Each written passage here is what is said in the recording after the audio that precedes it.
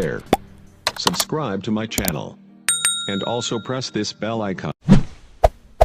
नमस्कार दोस्तों भारत को गुलामी से मुक्त करवाने के लिए कई क्रांतिकारियों ने अपना जीवन हमारे देश के लिए कुर्बान किया है। इन्हीं क्रांतिकारियों के बलिदान की वजह से ही हमारा देश एक आज़ाद मुल्क बन सका है। हमारे देश के क्रांतिकारियों के नामों की सूची में अनगिनत क्रांतिकारियों के नाम मौजूद हैं और इन्हीं क्रांतिकारियों के नामों में से एक नाम राजगुरु जी का भी है, जिन्होंने अपने जीवन को हमारे देश के लिए समर्पित कर दिया था। दोस्तों, वीर स्वतंत्रता सेनानी सुखदेव का जन्म 24 अगस्त सन 1908 को महाराष्ट्र राज्य के पुणे जिले के खेड़ा नामक गांव में हुआ था।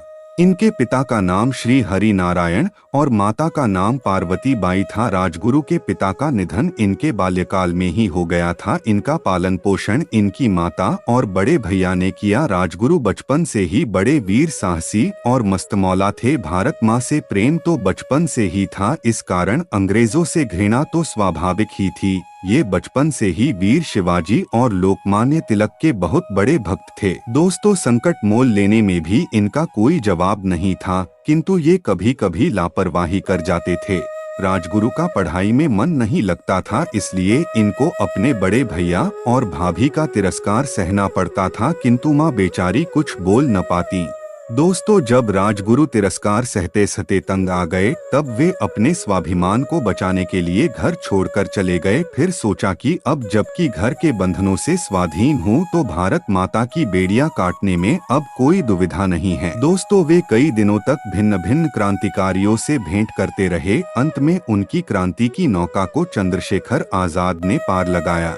चंद्रशेखर आजाद इस जोशीले नवयुवक से बहुत प्रभावित हुए और बड़े चाव से इन्हें निशानेबाजी की शिक्षा देने लगे। दोस्तों, शीघ्र ही राजगुरु आजाद जैसे एक कुशल निशानेबाज बन गए। कभी कभी चंद्रशेखर आजाद इनको लापरवाही करने पर डांट देते, किंतु यह सदा आजाद को बड़ा भाई समझकर बुरा न मानते। राजगुरु का निशाना कभी चूकता नहीं था। बाद में दल में इनकी भेंट भगत सिंह और सुखदेव से हुई। राजगुरु इन दोनों से बड़े प्रभावित हुए। दोस्तों, भगत सिंह और सुखदेव ये दोनों राजगुरु को अपना सबसे अच्छा साथी मानते थे।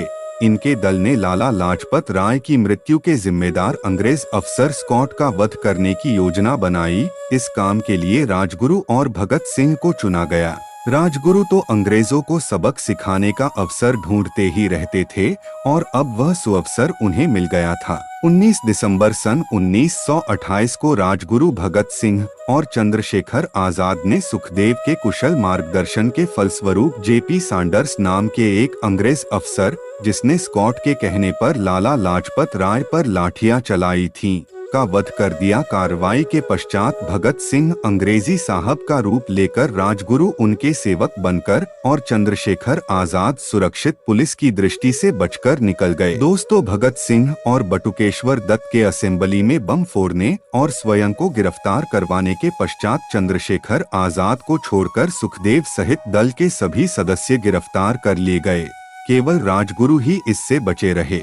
आजाद के कहने पर पुलिस से बचने के लिए राजगुरु कुछ दिनों के लिए महाराष्ट्र चले गए, किंतु लापरवाही के कारण राजगुरु भी छुटपुट संघर्ष के बाद पकड़ लिए गए। अंग्रेजों ने चंद्रशेखर आजाद का पता जानने के लिए राजगुरु पर अनेकों अमानवीय अत्याचार किए, किंतु वीर राजगुरु विचलित नहीं हुए। पुलिस ने राजगुरु को अपने सभी साथियों के साथ लाकर लाहौर की जेल में बंद कर दिया। सभी साथी मस्तमौला वीर मराठा राजगुरु को पाकर बड़े खुश थे।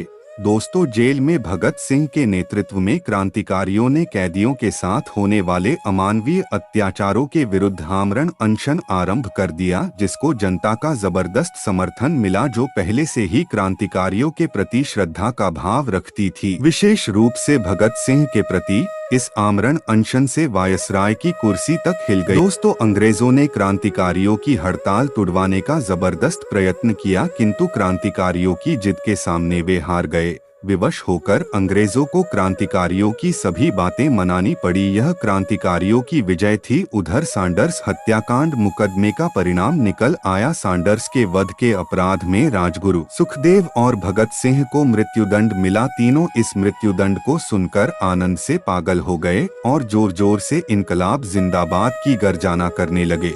दोस्तों, तीनों क्रांतिकारियों को 24 मार्च सन 1931 को फांसी होनी थी, जिसका पूरे देश में विरोध प्रदर्शन होने लगा। इससे ब्रिटिश सरकार घबरा गई और समय से एक दिन पहले ही 23 मार्च सन 1931 को भगत सिंह व सुखदेव सहित राजगुरु को लाहौर की जेल में फांसी दे दी गई और भारत माँ के ये सपूत हमेशा के लिए अमर हो गए। दोस्तों, इन तीनों का अंतिम संस्कार पंजाब के फिरोजपुर जिले के हुसैनवाला गाँव में सतलज नदी के किनारे पर किया गया था। तो दोस्तों, आज की वीडियो में बस इतना ही। अगर आपको हमारी ये वीडियो पसंद आई हो तो हमारी इस वीडियो को लाइक और शेयर कीजिए और हमारे इस चैनल को सब्सक्राइब कीजिए। हम ऐसी ही देश के महापुरुषों की कहानी लेकर आते रहेंगे।